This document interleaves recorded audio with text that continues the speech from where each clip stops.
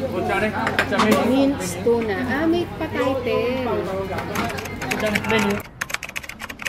Hey guys, welcome to Taramako Tana vlog.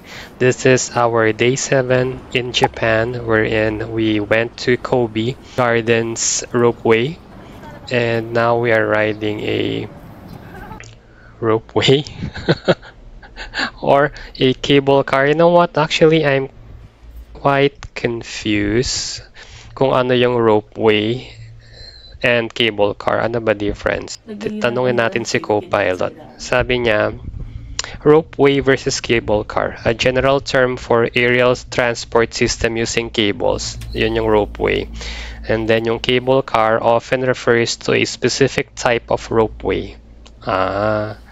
So parang yung cable car is a subset ng ropeway. Yung ropeway includes gondolas, aerial tramways, and funitels. So ayan, nakarating na tayo dito sa mismong entrance ng garden ng Herb Gardens ropeway. So actually,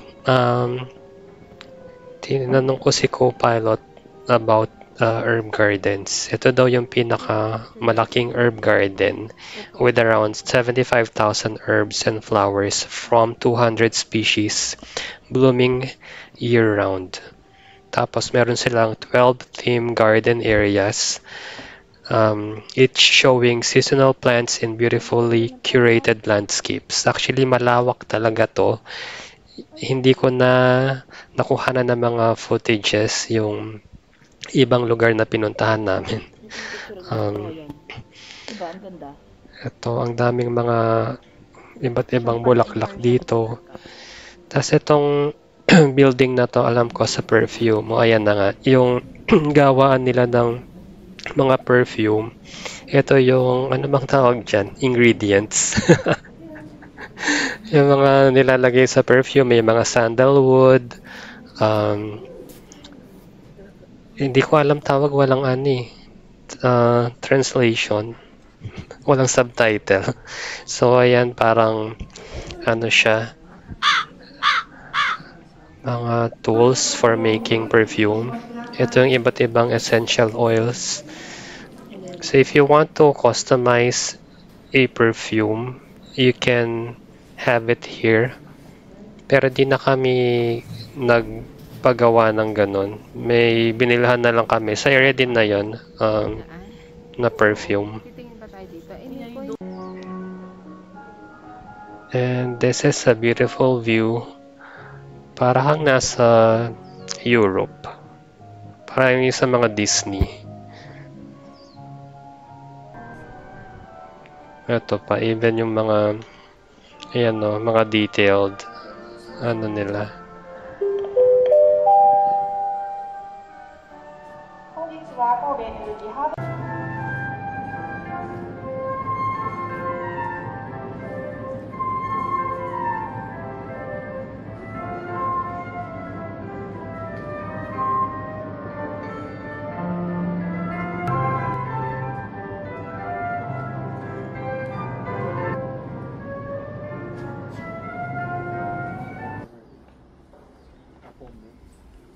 Didn't know there's a lot of rosemary variants here.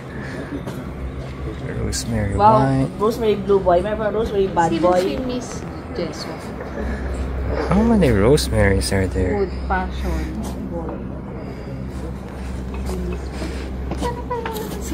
Rosemary collection daw siya. Rosemary Rex. There is a lot of rosemarys in here. See? I lost count of how many there are. These are all rosemarys.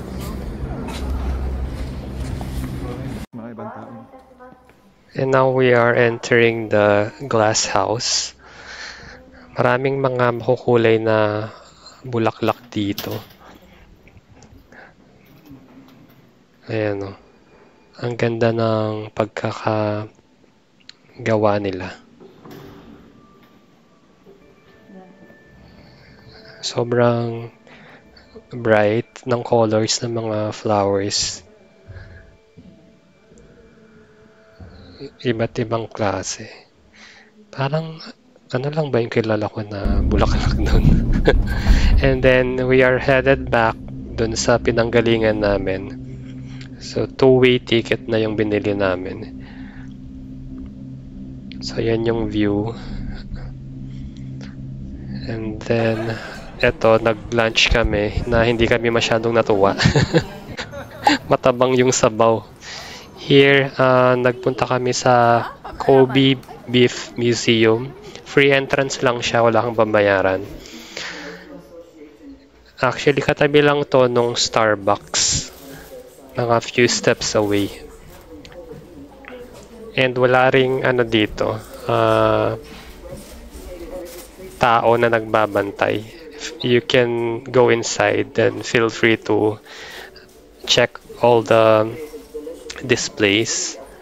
So kung mahilig ka sa Kobe beef, ayan, this is definitely for you.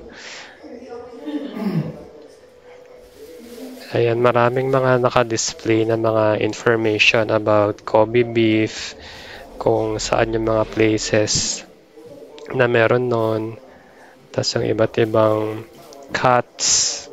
Ayun, basta ang daming information. Tas of course, hindi kami aalis dito without trying the Kobe beef. Pero since mahal siya, we only shared for one stick. And then, ito, I don't know what this area called, pero nasa bandang itaas siya. At ako lang ang nagpunta dahil pagod na yung mga kasama ko. Ayan, and then, lakad-lakad na lang kami dito. Pabalik na kami ng Osaka. And these are the houses, museums na mga nadaanan namin along the way.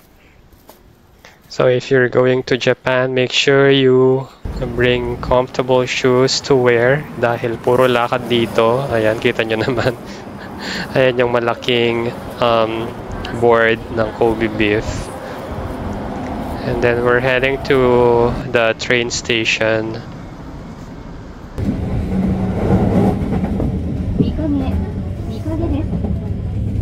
This is Mikage. Station number H is 25.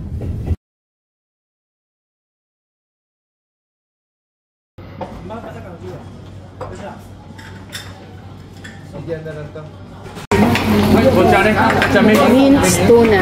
May pa-title. Ito daw.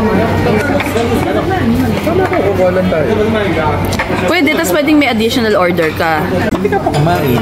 Pipicturean ko dapat tatlo.